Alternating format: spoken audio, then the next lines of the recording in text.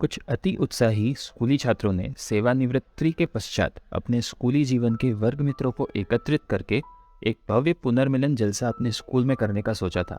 उसमें श्रीकांत, गुणवंता और अरुण ये संतरा नगरी में स्थायी हुए थे व कुछ उनके वर्ग मित्र अपने जन्म गांव में जमे थे। उनके साथ मिलकर उन्होंने अपने स्कूल में वर्ग मित्रों का पुनर्मिलन कार्यक्रम संपन्न किया, जिसमें उनके गुरुजनों को भी मुख्य अतिथि करके आमंत्रित किया गया था। उनकी उपस्थिति में कार्यक्रम का शुभारंभ उनके करकमलों द्वारा किया गया। उसी कार्यक्रम में अरुण द्वारा प्रकाशित हिमानी काव्य संग्रह का विमोचन भी किया गया। कार्यक्रम में अनेक सांस्कृतिक कार्यक्रम किए गए। सभी वर्ग मित्र कार्यक्रम में काफी भाव विभोर हुए, मानो अंधों के हाथों बटेर लग चुका हो। कुछ मित्र कार्यक्रम के समापन होने पर निकल चुके थे व कुछ सहेलियों और मित्र जिन्हें दूसरे दिन जाना था वे सब होटल में रुके थे। रात का भोजन जो है उसकी व्यवस्था उनके लिए वहीं पर की गई थी और खाने के दौरान सभी ने कार्यक्रम सफल रहा इसका काफी जिक्र किया। पुरानी बातों को जिसको जो याद आया वही याद करने लगता था। फिर उन किस्सों को सुनकर सभी हंसते और आनंद लेते। खाना खाने के बाद अरुण ने रीना को यही छेड़ते हुए कहा कि कार्यक्रम संचालन का काम बेमिसाल था। उसने अरुण की तरफ तिरछी नजर से देखते हुए कहा, देख अरुण, तू मुझे छेड़ मत, मैं तेरे से बहुत खफा हूं। कार्यक्रम के दौरान तेरे से गुस्सा ना दिखाना तो वो एक शिष्टाचार था। अभी ज्यादा छेड़ेगा तो मैं और गुस्सा करूंगी। अरुण अन्य सहेलियों और मित्रों की ओर देखते हुए उसने पूछा, सच बताओ कि कार्यक्रम का संचालन बेमिसाल था कि नहीं? सभी ने कहा, अरुण सच कह रहा है, तो गुस्सा होने का कारण बनता है क्या? सभी ने जवाब दिया, बिल्कुल नहीं। अरुण, लेकिन मुझे लगता है कि बनता है। रीना, कैसे और क्यों बनता है जब ये सब नहीं बोलते हैं? अरुण, अगर आप गुस्सा नहीं भरेंगी तो बताऊंगा। सभी बोलने लगे, बताओ बताओ, और अपनी रीना गुस्से में और अच्छी और नमकीन लगती है। सब हंसने लगे। रीना, अरे तू पक्का बदमाश है, तेरा तो मुझे बहुत गुस्सा आता है, लेकिन। अरुण, क्या लेकिन?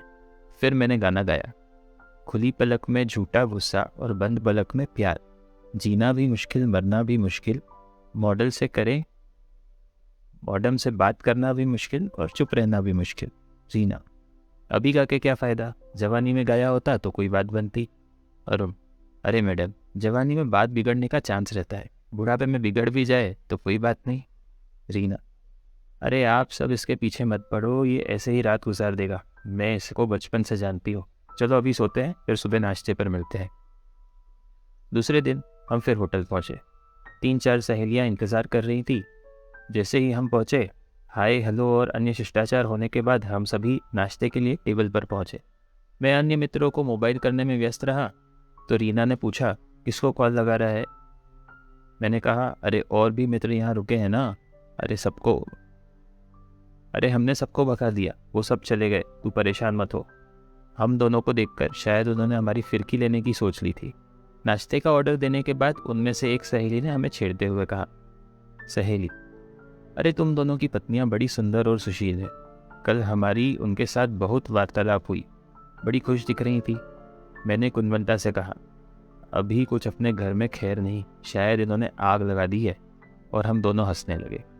सहेली, अरे आप क्यों हंस रहे हो? हमने कहा कुछ नहीं। ऐसा कैसे? कुछ नहीं रहे रोन, अभी तो तू गुणवंता को बोल रहा था, ऐसा कहा कल कयामत आने वाली है, बिजली गिरा के आग लगा चुकी है। सहेली, अरे हम समझे नहीं, चल बता तू क्या बात है।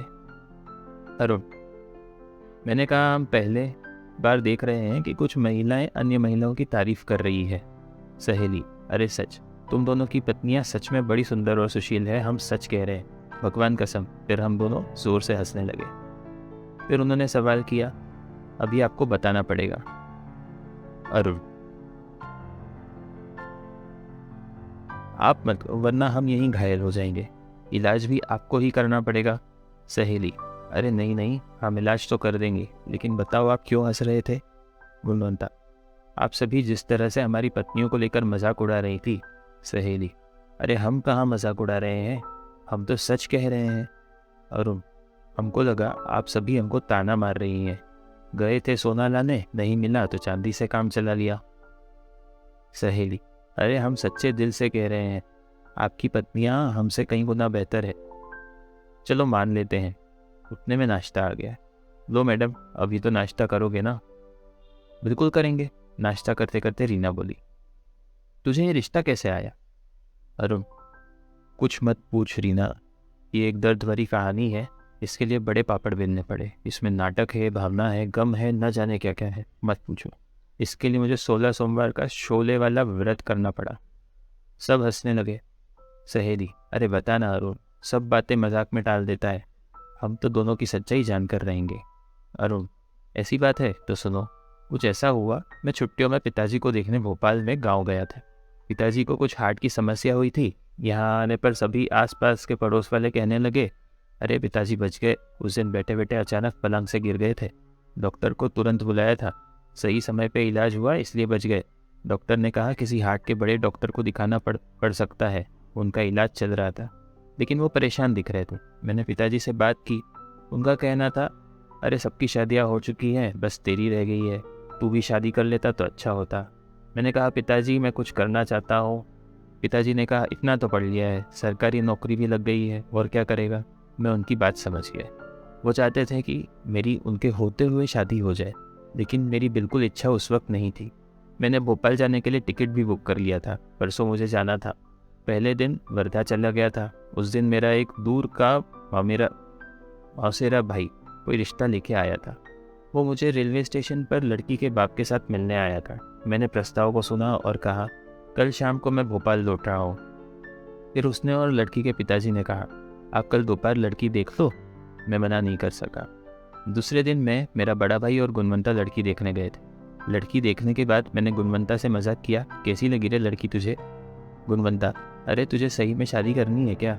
करनी होगी तो लड़की अच्छी है, मना करने लायक नहीं है। फिर भोपाल चला गया, लेकिन पिताजी के खत आते रहते थे। अरे परदेश में रहता है, बाहर का खाना अच्छा नहीं रहता, लड़की पसंद हो तो बात पक्की कर लेते हैं। नाजुक परिस्थिति को देखते हुए मुझे आखिर हाँ करना पड़ा। इस बदमाश दोस्त ने मुझे शहीद कर ही दिया था। सहेली, अरे गुणवंता तू तेरे बारे में बता। गुणवंता, मेरी कहानी सुनकर क्या करेंगे आप सब? वो किसी तरह बात को टालना चाहता था। उसकी मदद करने के लिए मजाक करते हुए मैं बोला, अरे ये क्या बताएगा, इसने तो भाभी को फिल्मी स्टाइल में पटाया है। सीधी सरल भाभी इसके चक्कर में फंस गई थी। ये मेरा दोस्त बहुत बदमाश है, खुद ने मस्त हेडमास्टरनी को पटा लिया, अरे और मुझे लुटा दिया है। तब तक हम सभी का नाश्ता हो चुका था। रीना की अन्य सहेलियों की कुछ परिचित परिवारों से मिलना था। उन्हें गुणवंता छोड़ने गया था। मैं और रीना वहीं रुके थे। शायद हम दोनों इसी बात का इंतज़ार कर रहे थे। रीना, अरे अरुण, आना इधर, आराम से बैठ के टाइम पास करते हैं।